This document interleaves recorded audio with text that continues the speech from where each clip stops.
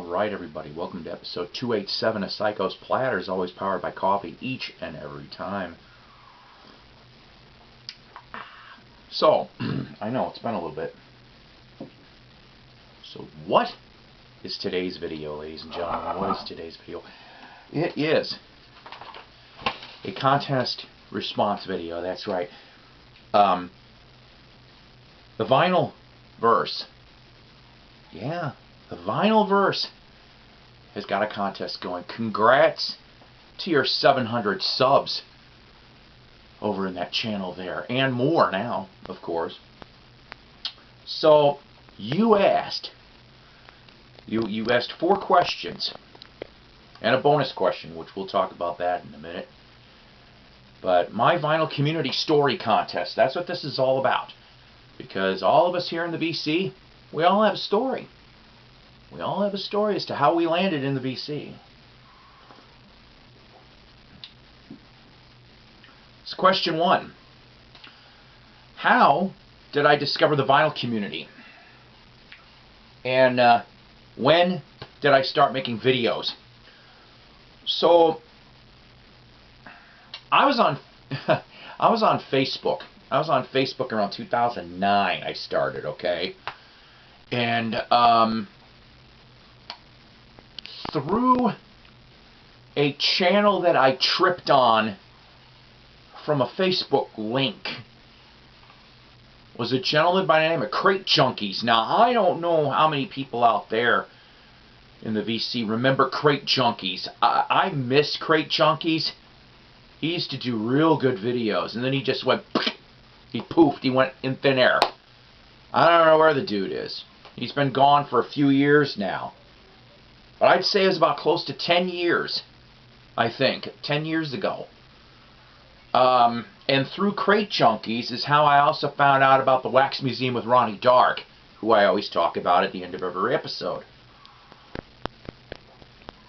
And I looked at that Crate Junkies, and then other ones that I flipped to that I found was Mr. Hall of Fame. Yeah, I like Mr. Hall of Fame. And Mean Mr. Mayo out of New York. Joe over there. And I saw all those videos and their channels, and I said, I could do this. I could have a go at it. Now, I used to be a radio disc jockey. I was, on and off for 7 years. I miss it so much. I haven't been on air since 2007. Although I've tried. But needless to say, I did not want to be rusty on some of my skills, my musical, as I say, and which is the no-nos of DJ land. But I just wanted to keep going. It was like an extension. After seeing all these videos, I'm like, that these wonderful vinyl fans can do this. And so I made my first video. It's way down at the end of the channel. August 27, 2012. That was when I made my first Psycho's Platters video. My first episode. But it used to be, for like about the first 6-7 episodes, it was Psycho's Platters records and a CD, because I used to recommend CDs. I still do from time to time. But I said too wordy, and I just went to Psycho's Platters. But ever since August 27, 2012, so 8.5 years I've been doing this. When I can. And it was because of those handful of channels and the support of my friends that I still keep doing this. Okay, show an album or two that you saw on a vinyl community video. So, I'm going to have to apologize here as to, I'm not going to be able to name actual sources. But I saw these, hang on a second, I saw these, I brought out several. Okay, so through Ronnie Dark, I know he's got a channel. He does. But that radio show, too, I got my reintroduced of my love of Paul Revere and the Raiders. This one here from 1968 going to Memphis is a recent VCLT acquisition from the man Doug Fields. That's right, Dougie Fresh went off and gave me this 2-eye stereo press.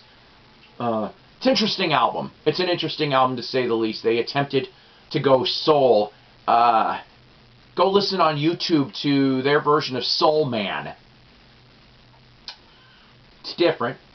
Peace of Mind was the big single off of this. Donna Joe Cat Lady. Yeah, Donna Joe Cat Lady.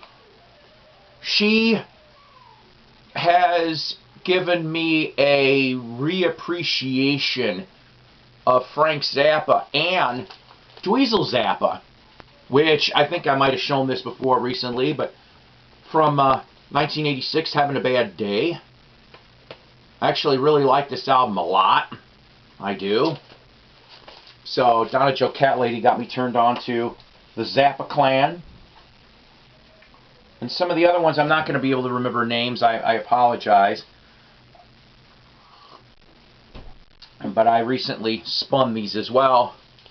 The Raspberries. Yes, the Raspberries. This one here from 1972.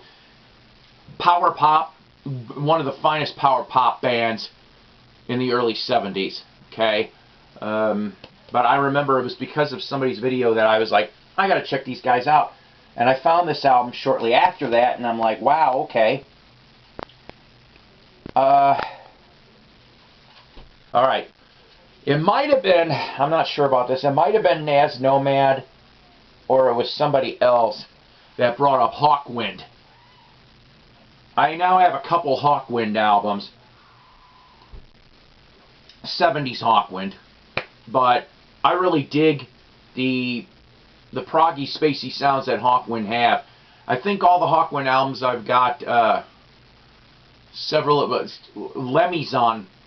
I've got a couple. I've got this one. I've got, I think this is the last one he was on, 74, 75. But I got Do, Re, Mi, Fa, Sol, La. With the sticker for that matter, too. Hawkwind's still going. And on a blues bent, the best of Jimmy Reed. Jimmy Reed's underrated. He really, really is. And I got to admit, I really dig him. I do. I like Muddy. I think Muddy's great too. But Jimmy was an interesting. Like, okay. And I've got 2 different Jimmy Reed albums from recommendations from people in the VC. Question 3. Show a favorite album in the collection. I'm going to cheat, guys, and give you a couple. And I know some of you people are going to be very surprised there's not a Monkees album in this video. Well, you know, I think I've shown every Monkees album in all the videos that I've got. And people will be like, but I love them. That's my favorite band. So, the favorite albums, currently anyway, okay, that I've been spinning the last couple weeks.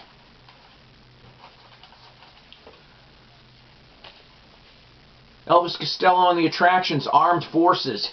God, what an album. You know, Elvis's first couple albums, I just really, really dig.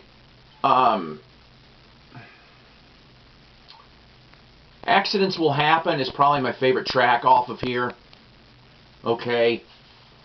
But you know, the first video that I remember seeing from them was Peace, Love, and Understanding. I remember watching that on MTV, and I'm like, back in '81. That's how I found out about Elvis, really. I was just like, holy crap, you know, really good musicianship from everybody all the way around. And yes, this one does happen to have the bonus 3-track live. If I remember correctly, I think it's Live at Hollywood High or something. I think that's what the EP is. Could be wrong on that. But, so yes, I've grown a better appreciation. Like I said, I want to say it was like by 83, 84, though, I kind of got lost in the shuffle with him. I haven't really cared for him since. It's just those first few albums. This next one, I landed pretty much at a bargain from 1982. Then Twisted Sister's debut album, Under the Blade, on Secret Records, which was a small UK punk label. Alright, here's the front, here's the back. This album produced by Pete Way, of course, from UFO. And also on a track here is guest Fast Eddie Clark, who was with Motorhead at the time, so this is before Fastway. And I just like the sound of this record. It is raw, it is in your face for Twisted Sister, alright? Atlantic Records in 1985 tried to release this on a remix, and I've heard it. Not a big fan of it. To me, it's like they neutered it. All right, this is the way to get it. And I like this album. I like Can't Stop Rock and Roll. I do like Stay Hungry, but I got to admit at parts that I do think that the production was screwed up. I have heard bits of the 2007 Even Hungry, Stay Hungrier, and I actually like the sound of that too. And in a way, it worked for them. But you know, after those 3 albums, like let's see, what was it? I didn't like Come Out and Play. Love Is for Suckers is okay in bits and pieces. So I guess Twisted Sister's first 3 albums I really dig. This guy here, well, I complained about how the virus that will not be named rescheduled his concert. But this week we had an announcement that the concert has been rescheduled for October 20th in the same venue. I'm going, damn it. I am. But I recently picked this up at a really good price.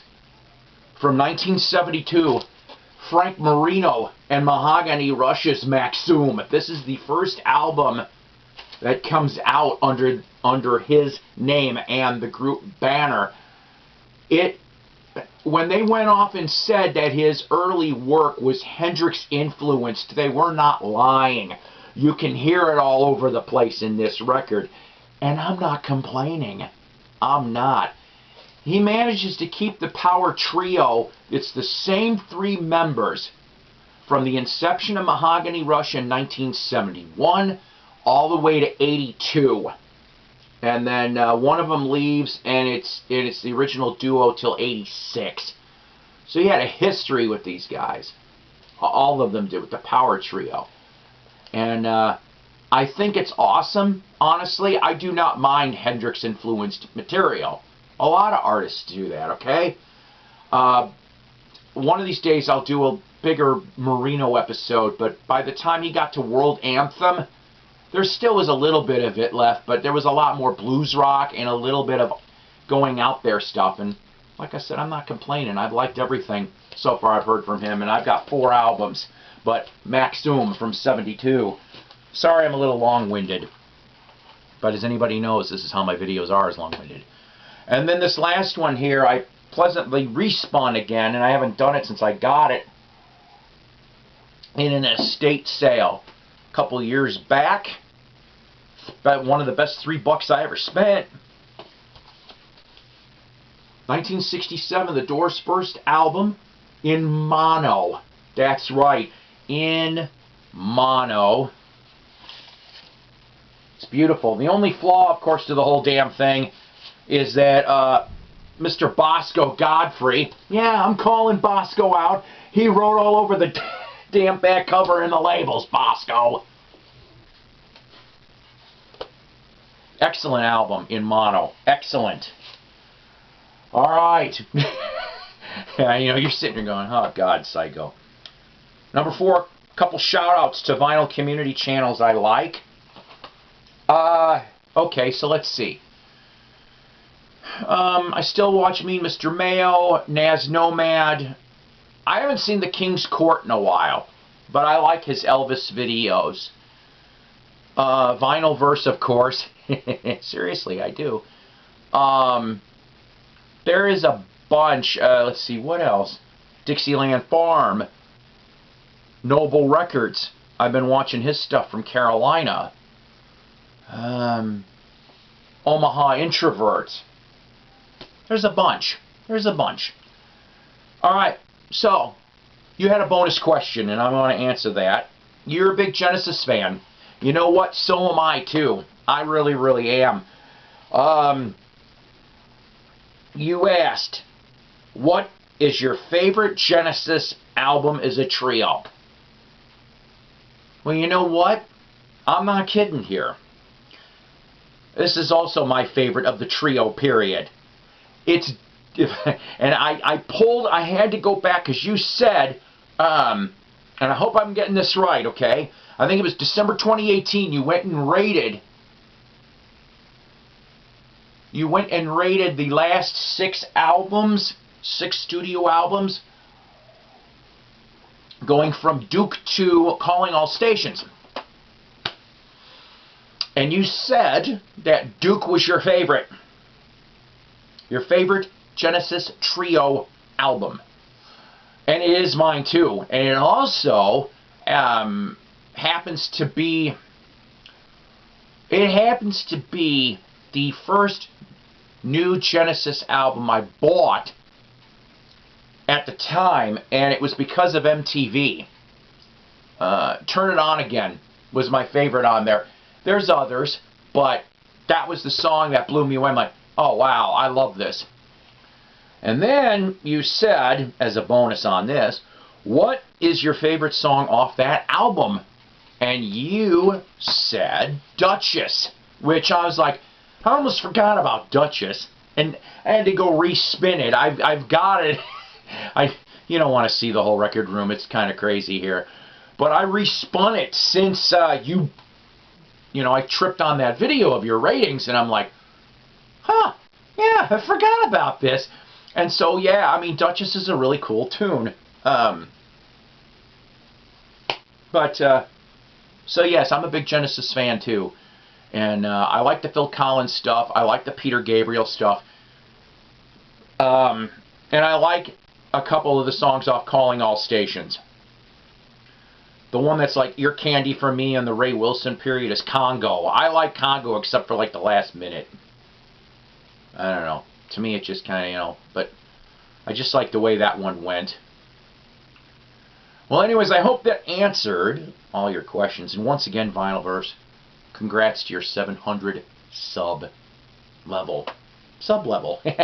And congrats to getting the next 700, because you will.